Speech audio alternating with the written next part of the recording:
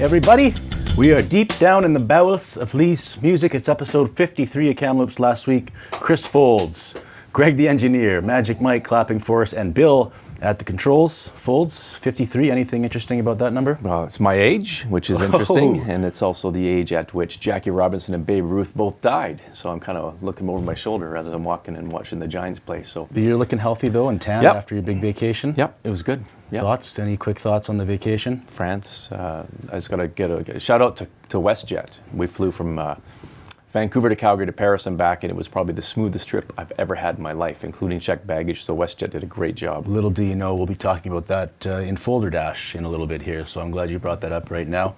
Also on the show today, Jessica Wallace is going to join us for Wallace Watch. Tragic story on the weekend, MacArthur Island, Thompson River, presumed drowning. She'll talk about that, update us on that situation, also talk about election coverage. She's probably not going to be around later this year. She'll be covering the election, and then she's going to give birth, scheduled for November, and then she'll be gone for a good year, a well-deserved rest, but she'll be here doing the election. Election's October 15th, so she'll be good through there. Above the folds today, rental crisis in Kamloops. Yeah, we'll just touch on, when I was gone, Michael Potesto did a good feature story on the rental crisis. This is not news, but there are some interesting aspects to it, and there's some other things I'd like to talk about. I'm going to talk about the Don Hay situation. Greg, the engineer, I'm sure as a Blazers fan, you'll be interested to hear Don Hay coming back for a third stint with the Blazers. His second stint ended kind of unceremoniously, so interesting to see how the hockey world works. He's coming back, Don Hay. Mike, did he miss us? He must have missed us. I totally missed you guys. I saved up all my bad jokes while you guys are gone. I laid them all on you already. So, yeah, it's good to have you guys back, and glad you guys made it back from Paris. My trip to Paris didn't go so well last time. No, you know, I was thinking of that when I was there, because I was looking up where those terrorist attacks happened in 2015 after the fact, and I remember, I was near a couple, but I followed the path of those terrorists and how they got out of the vans and shot up patios. And you mentioned to me before that you were inside a restaurant and you heard stuff. No, I was on the patio with my back to the corner of a restaurant, and they shot at the restaurant next door to us. There was a parking lot beside us, a small one, and we could hear all this gunfire. Right. And I said, "It sounds like gunfire." And my host said, "Oh no, it's firecrackers and fireworks." And I was like, "Eh." And then people started running, and I'm pretty sure I saw the gunman running. I don't think it was a policeman. He wasn't marked or anything, and he had a gun shouldered and looked wild-eyed and frantic and ran around. What did you do? Did you run, go down to the ground, or how did you do it? Honestly, I didn't really understand what was totally going on. He was getting texts, the guy I was with, saying what was going on, and he kept on saying, "Oh, something very bad's happening." Yeah. And then we had to get back to our hotel, which was about 6 blocks away.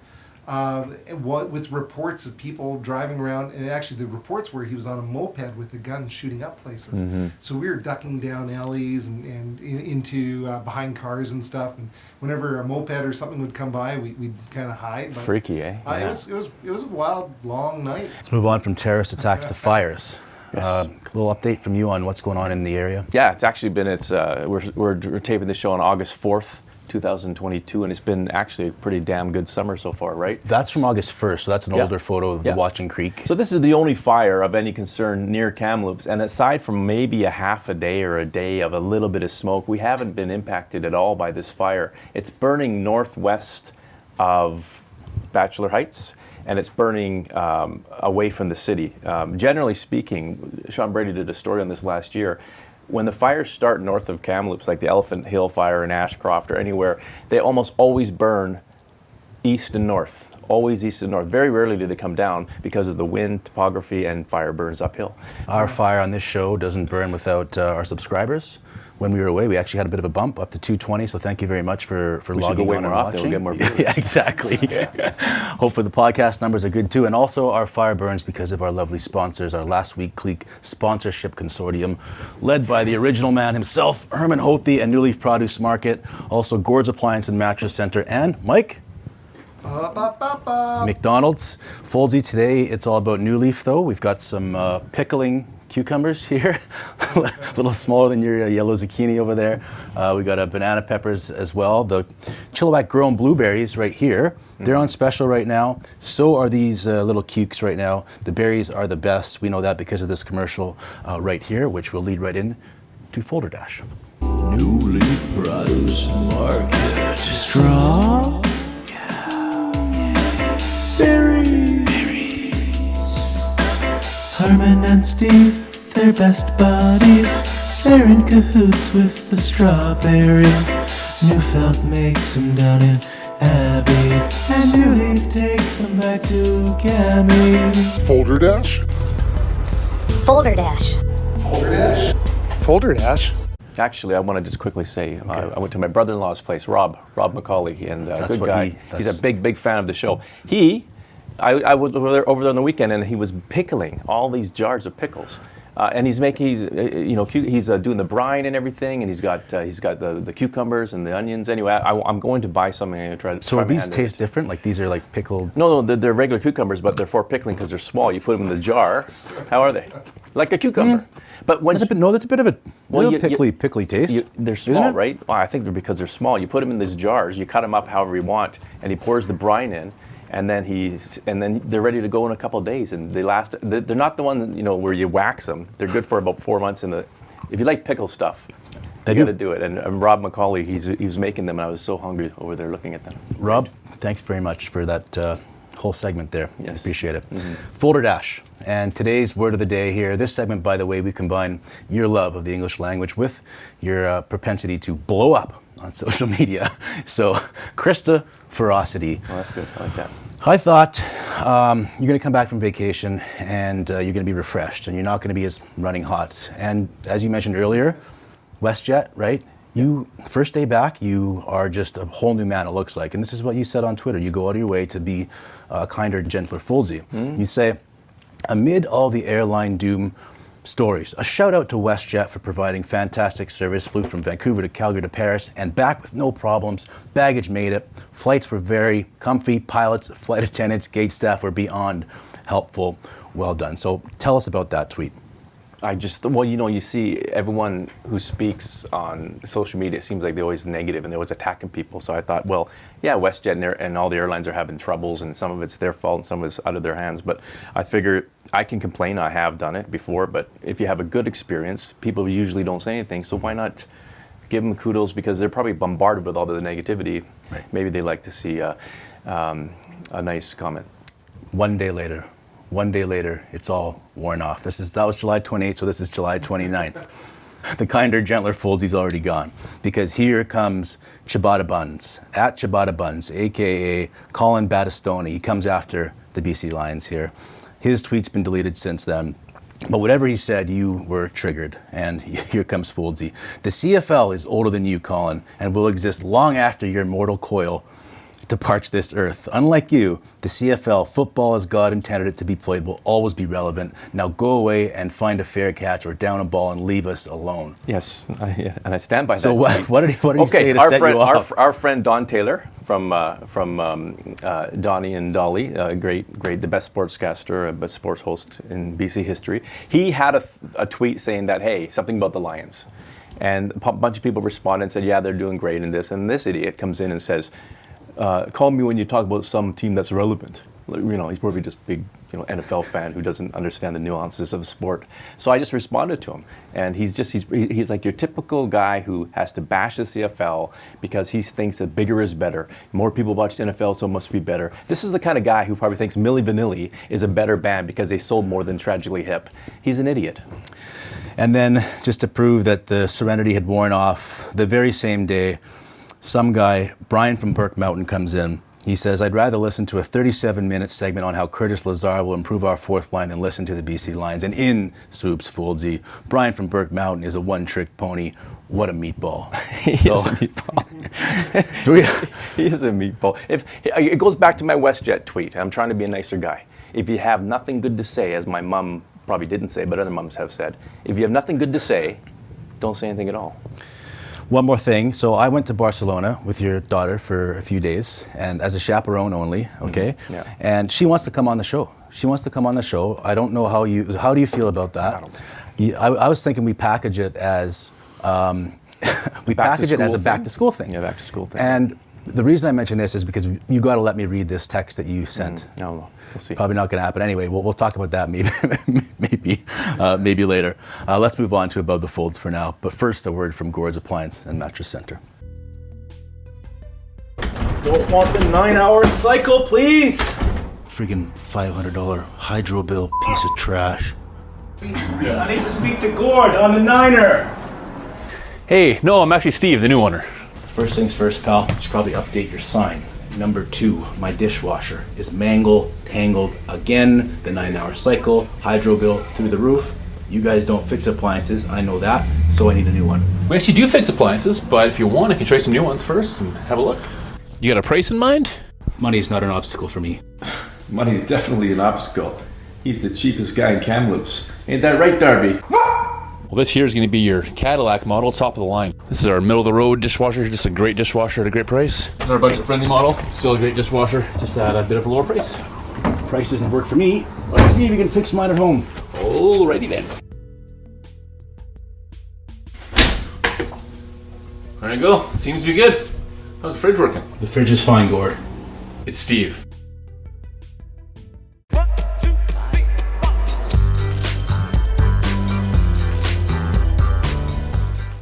That's Kim Torrigiani. She is a senior executive at TRU. She was in a Michael Potestio story talking about the rental crisis in Kamloops. So that's just some art that tees up your topic today. Yeah, so a couple weeks ago, Michael Potestio did a story on the rental crisis, just about how everyone knows it's hard to find a place, so we wanted to put some faces, some human element to it, and Kim was one of the people he spoke with. And she's, like you say, she's an executive administrator at TRU. She probably does well income-wise. She's a very educated person. She had a hell of a time finding a place that she could afford. So imagine if you're a single mom or a person who's working a minimum wage job or whatever, how hard it is for them. And then Michael in the story also found a senior named Shirley who was, she got evicted for some reason from her apartment in South Kamloops. And she ended up, Ask Wellness helped her find a place, but she was living in a motel, basic motel, for $2,200 a month. We spoke with one woman who talked about how she's spending pretty much almost all of her pension to rent out a room at the Country Motor Inn, and she's having a hard time being able to afford anything else. So some people over at Encore Senior Society read the story, and their executive director contacted me, was looking for a number, and I was able to offer that woman some cheaper rent in one of the homes that they own here on the North Shore. And the other one was a story that I think we talked about on the show a few weeks back. It was about the residents of the Pineview Heights townhouse complex. They've been served what's commonly known as rent eviction notices. Essentially, they're getting kicked out potentially next winter for some proposed renovations that the landlord wants to do there. So we did a story on that, a big front page story on that one, and people were reading again because people over at the TRU Community Legal Clinic, the free legal clinic here in town, contacted us here at the newspaper and wanted to basically be put in touch with these residents and talk to them and see how they might be able to help them mount a legal defense when their residential tenancy board hearing for the potential eviction comes up in October. And they ended up meeting with a few of those residents, about a dozen or so, in late July. And in this week's newspaper, we have a story just kind of covering a little update there about how things are going. So the TRU Legal Clinic is looking into ways that they can help them mount a defense, and that process is still ongoing. And it started, thankfully, here with this newspaper, getting the word out, and it's having results. Anyway, that's all I got for you guys for now. Back to the studio. So I always wonder, well, who has the gall to charge that much, and can they sit down and justify how much that costs? You look here, 1950 for a furnished one-bedroom on Howe, which is an older part of Aberdeen, and you look at all the listings. Yesterday I was looking at the listings again, and I get outraged, I get irate, You shouldn't have to charge more than what covers your mortgage and a couple $100 maybe for in case something happens, your roof leaks or something. But a lot of these people are just gouging. And people say, well, that's the market, supply and demand. Doesn't make it right, right? You know, you have the market saying, well, if we build more houses or we build more apartment buildings, the rents and the prices of homes will go down. And that's just an admission that it's a greed. It's a greed thing. Why should the prices go up just because there's fewer people? Because people are greedy. We know of a guy who just moved out of a place in North Kamloops. A very small, older, 2-bedroom house that's not much bigger than a bigger apartment. And he was renting from a well-known person in the real estate business in town. And they were renting for him and his roommate $950 for a few years. And every year you can go up 2% or whatever the rule is. But they moved voluntarily to a better place. And this well-known real estate person in town lists it for double the price, $1,750. It's not even worth $1,000. Yeah. Greed, 100% greed. And it's bullshit. And there should be laws not only on raising the rents when you're in there. There should be laws about what you can set the rent at based on the other previous rate after someone moves out. It's terrible. And the people who do this have no compassion, have no empathy, and they're greedy. It's going to be an election issue too coming up, right? Coralie Delwell, who's one of the candidates, that's her, and she brought that up in the story. You can read it on KamloopsThisWeek.com. It'll be in the paper next week. Her campaign, her main campaign thing is rent, and she's right, and seniors rent. And she's saying the city should step in and do some rent control. I'm not sure. How does that work? I'm not sure if they can. We have to look into the legislation. I'm not sure if they have the power to. They have the power to lobby the government to maybe do that. Of course, all the capitalists, all the business people are saying no, because they like the free market because they're on the right side of the free market. These other people are on the wrong side of the free market. We talked about Coralie Delwell. Wallace talked to her not long ago, I believe. Yes, and that was from the story for a profile. She said she's gonna run for council, so it's one of many profiles we have. Yeah. Well, maybe we'll ask Wallace about that in Wallace Watch right now, which is brought to you by Mike. McDonald's.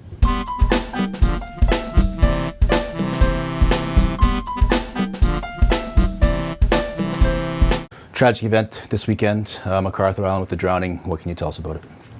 So the Kamloops Invitational Soccer Tournament happens every summer over the August long weekend, BC Day long weekend. And this year we know it was really hot outside. It's common for people to go down into the river to take a dip between soccer games. I've played in that in the past. This year, tragedy.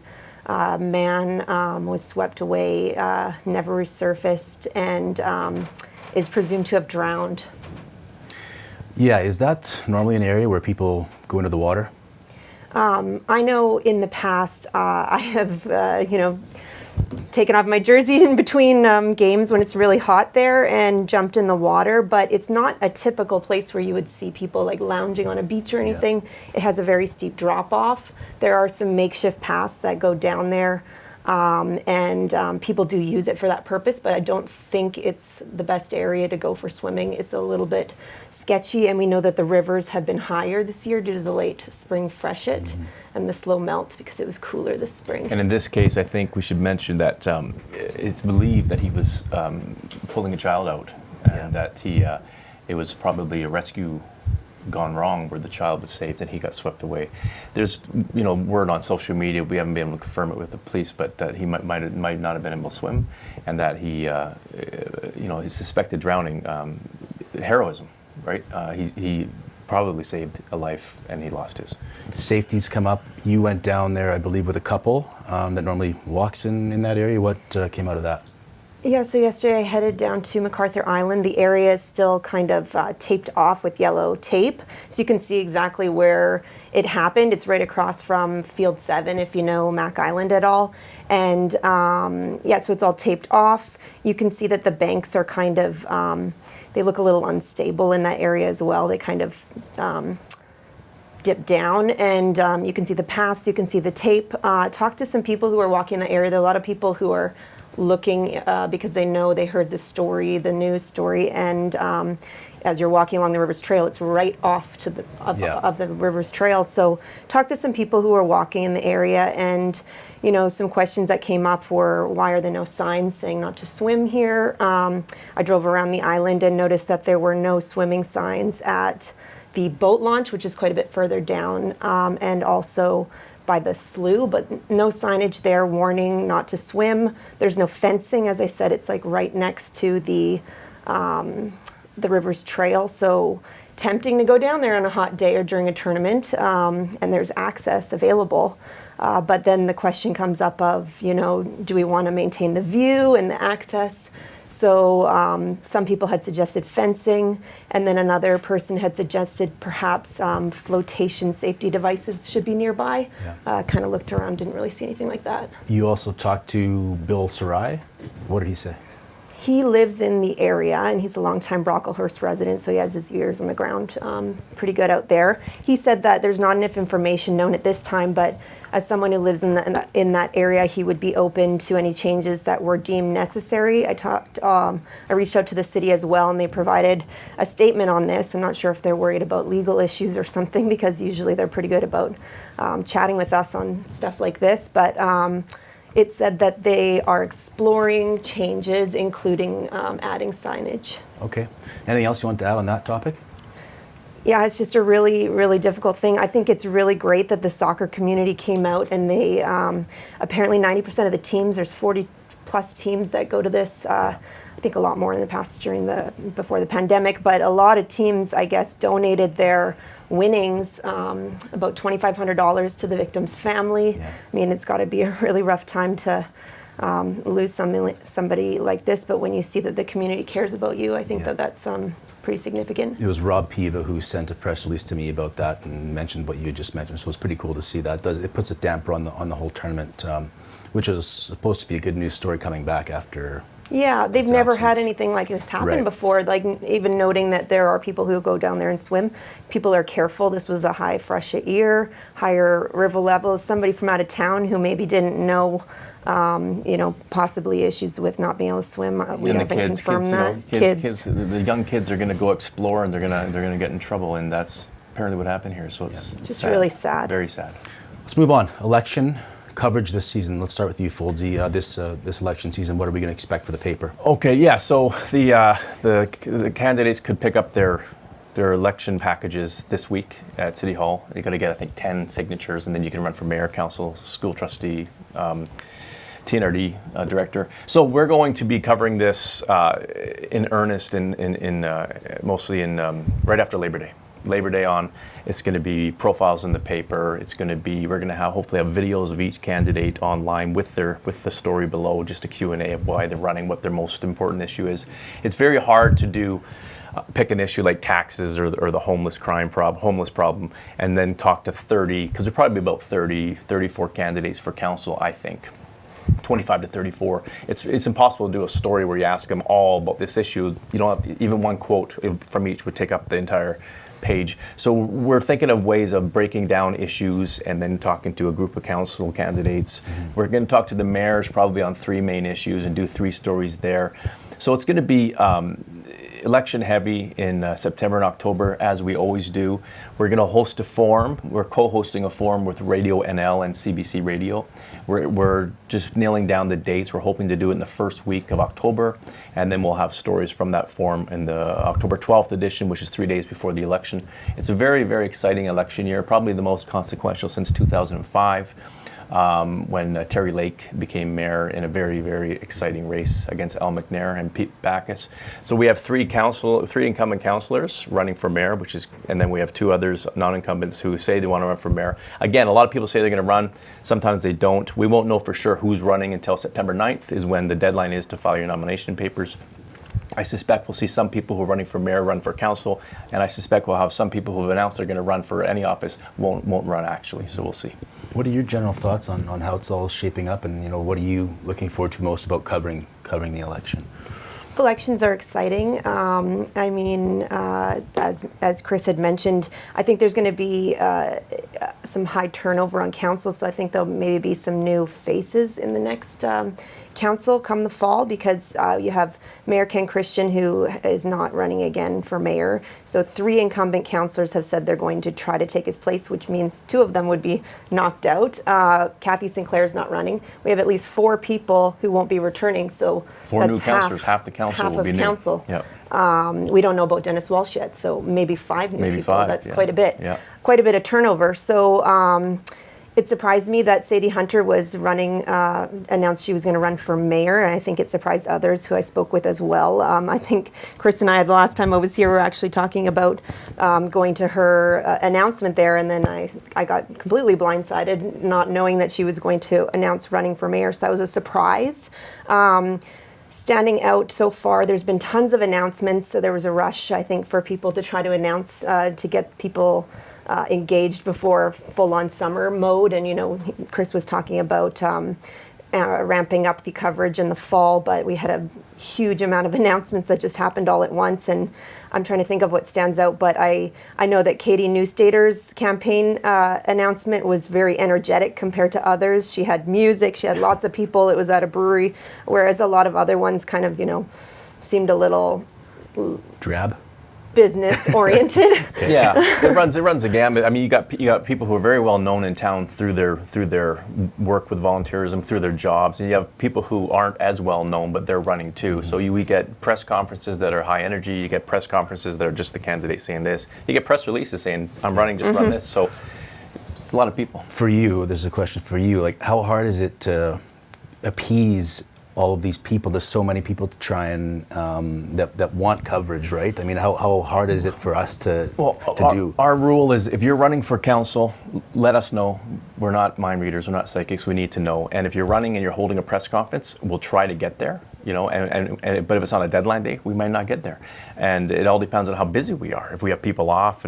But we try to attend every press conference, and if you send in a press release, we try to give you a call, like we did with Corley Delwell, and just to augment it. Sometimes the press release says everything we need to say, and we throw it in the paper. So we cover every one of those, and online in the paper. And then as we go forward, like I say, the paper will be filled with other additional profiles, picture, some questions up from us, why you're running, what's the biggest issue, who you backing for mayor, that kind of stuff, and then their vital details so people can contact them. And for us on the show, very brief chat you and I had, mayoral candidates, we'll try and have them all on. Yeah, once the nomination deadline passes on the 9th, which is a Friday, September 9th, the following 14th, 21st, 28th, and 5th of October, we'll try to have the 4 or 5 candidates on the show, quick interviews, so that just the mayor ones, there's too many council ones to do, and that'll be good. That'll be a good series of political interviews. You are prepared, Wallace, so anything else that you wanted to talk about, if you can read your notes about I know, I never use pencil to write, I've learned. I don't know why I did that, but no, I'm just looking forward to the coverage. I mean, covering elections is always really exciting. We'll have boots on the ground the day of, in addition to all the coverage that Chris had mentioned. So just look for lots of color and send us any candidates that you hear about that we haven't already noted, and we'll try to keep up with it all. And you are here for the coverage. Bring it on. Bring it on. Okay. Anything else, Foulds? No, just if you go to KamloopsThisWeek.com, as soon as our web guy Alex gets around to it, we'll have a tab that says Civic Election 2022, and it should have soon all the stories there, so people can go in there, check out what they want to check out. It'll be added to. So it's one place where they can go and see who's running and who they should vote for. Okay, Jessica, great job. Good to have you on again. Let's move on now. Last week, this week with Danica Wilkinson.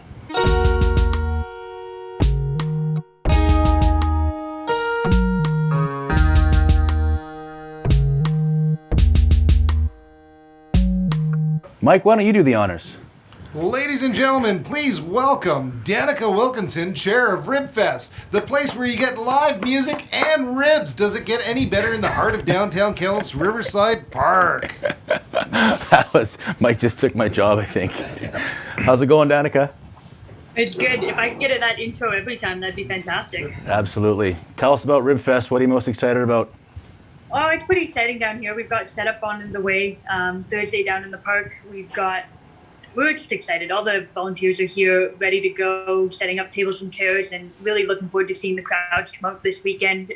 All 6 rivers are in town. They're getting ready to go. We've got the beer gardens getting set up, entertainment like Mike from Lee's, which is saying is going to be there all weekend long, and our family fun zone as well is bigger and better than ever. So we're just excited, and all of our volunteers here as well. Looks like behind you right now it's a bit of a storm, but that's not supposed to be the case for this weekend, isn't it? Nope, I think it just passed. Looks like the rain is done down here, so we're ready to go. A little bit of a storm, but that's okay. It's supposed to be a beautiful weekend, nice hot weather, so it'll be great for all those people enjoying the beverage gardens. I was going to talk about that. So I'm kind of going to Bryan Adams because I'm seeing a woman and she wants to go to Bryan Adams, and I don't really like Bryan Adams, so I want to know about the beer garden because that might help me with the Bryan Adams. So where is the beer garden? So it's right up front. You will be able to hear the music from there and see it. So unfortunately for you, I guess, but fortunately for everyone else who's coming down. It's big this year, about 25% bigger than our two combined last year, or last Ribfest. So it's capacity of 4,000 people. It's going to be big. It's going to be busy. It'll be great. And we've got lots of different beverage types from Coors, Molson Coors, including like seltzers, some non-alcoholic options, and pop and water as well. So.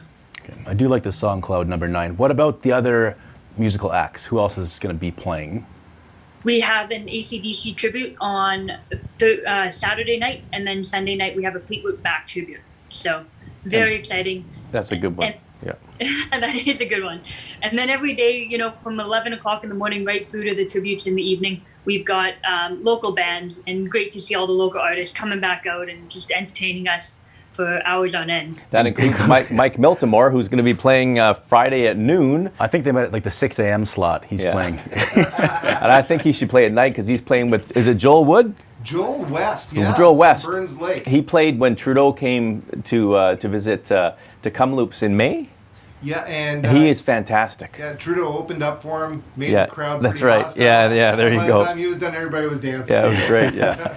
So Danica, this is the first Ribfest in 3 years because of the pandemic, scuttled the last two, so that's really exciting. I know there was work done by the city in the park, and the last I checked, the beach wasn't yet open. Is the beach open yet? So the beach is open for this weekend. We have the jet boat races going on Saturday, starting at 8 in the morning till about 4 in the afternoon. Excellent. So they have completed the trail, Riverside Trail, going from east to west. So you can walk down the trail now. The pier is all open. Excellent. So you can really watch the dragon boats and also come from the beach right up into Ribfest after you watch the entertainment there. So it can be magical. It's really nice. The splash park and everything won't be ready this year, from my understanding with the city. But the rest of that trail and everything is open, and there is beach access now, which is nice. The families have been waiting for that. Oh, for sure. Another thing I was going to ask about is we should remind people there's free transit, and the district bicycle is doing something, and there's also some kind of zero waste initiative. Can you talk about those things? Yeah. So free transit from the city of Kamloops all weekend long. That also helps with Hot Night in the city if you're coming downtown. Lots of entertainment there. The district bicycle has put in a bike valet into our Heritage Riverside Expo. Yeah. So that's fantastic. So if people are bringing down bikes, it's all locked storage. They can leave their bikes, not have to worry about it, and then come back at the end of the evening and collect them. The third thing Mary mentioned was the Zero Waste Initiative. So we're super excited about that. We were talking about it at our volunteer training last night. We've gone at absolutely 100% zero waste. And so what that means is that we've got bins, 18 stations throughout the park where people just bring their waste to, and then we divert it in the proper channels. Okay. And so we figured out, we've partnered with quite a few companies on the back end to figure out how to recycle the plastic, how to recycle the glass, how to recycle all the rib bones and the packages they come in and everything of that sort. So it's been a big initiative, a big project for our team, but we're very excited to see it work out, as well as the community be proud of something, such a big thing. That's very, very cool. Very cool. Final word, Danica. Floor's yours.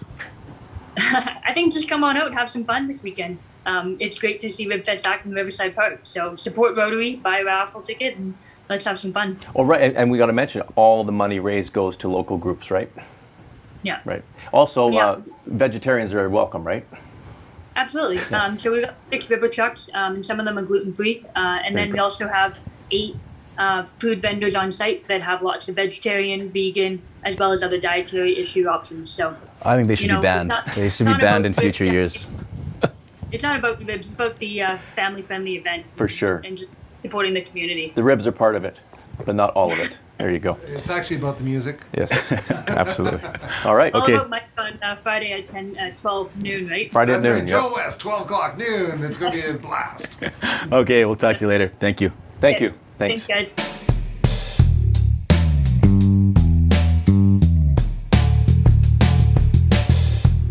That right there is Don Hay. That's another great LED photo. That was from the night that he became the all-time winningest coach in Western Hockey League history. That's Chris Murray as well. Yep. And Mike Needham, he's no longer with the team. Colin Toledo Robinson in the background. But this Don Hay story, proof positive that anything can happen in the hockey world. He was part of a house cleaning 4 years ago, badly packaged by the team. They said he's retiring from the Blazers. He wasn't. KTW called that out at the time. He was essentially let go. That's all water under the bridge, but it has to be talked about again because He's 4 back. years later, Yep. he's back. Yep. The Blazers, massive, monumental, as Tom Glardy called it, year, Memorial Cup season. They're hosting on home ice, and they need an associate coach. Mark Hollick left, or anyway, he's gone, and they need an associate coach. Sean Clouston, GM, head coach, Tim O'Donovan, assistant GM, they go to work. Who is going to be our person? Don Hay goes to the top of the list. Now you got to think, okay, Hazer and Sean start talking. Talks are going well. Is it going to be a good fit? They think so. Don Hay, one of his concerns, as I asked him about, he said, yeah, absolutely. It's my relationship with Tom Glardy, and how things ended weren't great, so there needs to be some repair there. So here's Don Hay talking about how that conversation with Tom Glardy went. Yeah, I talked to Tom through the process here, and that was a concern for me, definitely, and we talked it over, and we both came to I don't want to say agreement, but we both talked our way through it, and understood the way he was thinking, and he understood my side of it as well. So I think both have the ability to move past it, and I think that was a big step in making the decision. Yeah, I remember actually your press conference, and I asked you a question, something along the lines of, you going out in this dream world scenario with the Memorial Cup, and then you said something like, you know what, the Disney scenario doesn't always work out. Well, here we are, 4 years down the road, and the Disney scenario is kind of back on the table. I mean, how crazy can this hockey world be? Yeah, it's funny how situations change. My role here is to support Sean and work with the players and help the players become better and have the opportunity to compete for that Memorial Cup. So I think that it's definitely something that you're very excited about having the opportunity to do. It's interesting. It's surprising, but not surprising. You look back in the history of sports, I always think of Billy Martin, right? He was fired and rehired by George Steinbrenner 4 or 5 times. And there's been other coaches who were brought back, and you think, wow, okay, well. Mm-hmm. So this is interesting, and I think Portland should be given a nod because they had him set to return this year as associate coach, but they allowed the Blazers to talk to him. They realize that there's more to life than just hockey. He's from Kamloops. He probably wants to come and finally finish his career here. Yeah. I think it's really interesting. I think it shows that rifts can be mended, and that's a good thing. Don called me back actually after the interview specifically to say, hey, if you don't mind, can you put in the story that I really appreciate Mike Johnston and the ownership in Portland for letting me, pursue this avenue. Mm-hmm. That Portland, those 4 years in Portland were big for him because part of the criticism, whether this is true or not, I don't know if it is or not, but the part of the criticism was he's older guy, and maybe he's lost the ability to connect with the modern day junior player. The modern day pampered junior player. So Sean Clouston was aware of that, obviously, and he, without me asking in the interview, made sure to say, we love everything we've heard about how Don handled this role in Portland. He's shown unbelievable. Seriously? Come this on. just happen? He's supporting the players. Maybe there's a kinder, gentler Hazer that we're going to see. But in the same breath, though, Sean Clouston says that the main reason we want Don Hay is because he's the ultimate motivator. And in our end of season conversation, Sean Clouston talked to me about we need to find that next gear if we're going to be national champions. So Don Hay will still do what he does. So my concern, it's not a problem, I think the solution's already there, is him, Chris Murray. Because I think you need on a coaching staff, you need somebody that's like the good cop, that the players can go, maybe Clouston's hard on them one day, maybe Hazer's hard on them one day, they can go and say, to talk to Chris Murray. He's a lighter, obviously a massive hockey brain and knows the game, but also a friendlier, lighter personality in the room. You need balance. You need balance in the room. And the plan right now, he just had shoulder replacement surgery last week. He's going to be off from the fire department. Looks like they're going to bring him on full time to be an assistant coach. Dan De Palma, one of the best goaltending coaches out there, period, who could have gone on to the next level by now if he wanted to. He'll be back. Aaron Keller's going to be back as well. So they pretty much have their staff rounded out for a monumental year. He's got a Peter Laviolette look going on from this side. Who Murray does. Murray? Yeah, I kind of looked at Laviolette there a little bit from the left side. Don't be confused by that smile. He's one of the toughest guys you can find. He'll beat the tar out of you. Yeah. Greg, the engineer, any thoughts on the season to come here, Blazers? I'm super excited, yeah. Debating on maybe season tickets, but whoa, good. Yeah. So, do you know how much those cost? Not really. Less than a Springsteen ticket, I tell you that much right Mike, now. maybe a raise for Greg so we can afford those absolutely. Those I'll tickets. work on that. Yes. Yeah, very exciting year with the hosting the cup. I hope they can win the league. Oh, we know you do. And then get there. But even if I think we mentioned this before, I think a really interesting thing would be if Kelowna made it somehow, because that would be a very good spirited Kelowna Kamloops and the two in the Quebec and Ontario. That'd be fantastic. One more thing on the Don Hay thing. You can't deny his resume. 4 Memorial Cups, 7 league championships. He's done it before. He's got the wisdom. He's got the knowledge. So that's, Plus, you can't debate that. Coached 3 teams in the National Hockey League, so he's got it all. Okay, let's wrap the show. Final thoughts from you? Good to be back. Good to be back with the crew here. And it's a good summer so far. Get your pickling cucumbers. Yes, I'm going to get some of those. Get your blueberries too. Chilliwack grown. Not as good as Abbotsford, but they're close. They're close. But if you want Abbotsford, Newfield Farm, strawberries right now at New Leaf Produce Market. Yep. Magic Mike, Bill, Greg the engineer, Scott Finley and the Grand Ones. A Lee Malbuff for Chris Foulds, Marty Hastings. We'll see you last week.